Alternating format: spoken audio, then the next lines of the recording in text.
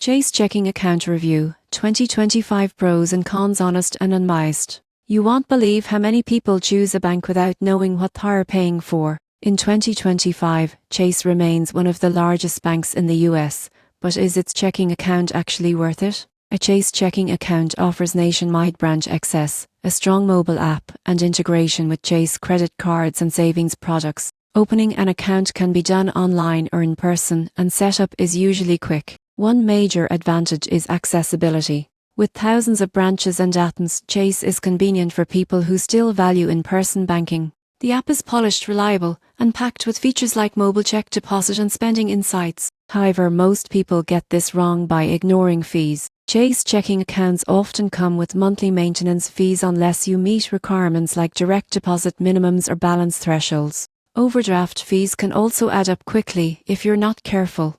The surprising truth is that Chase isn't trying to be the cheapest option. It focuses on stability, service, and ecosystem benefits. For customers who use multiple Chase products, the experience feels seamless. Another downside is that interest rates on checking balances are very low compared to online banks. In conclusion, Chase checking is best for people who want reliability, physical branches, and a strong digital experience. If you can easily avoid the fees, it's a solid option. If not, online-only banks may be more cost-effective.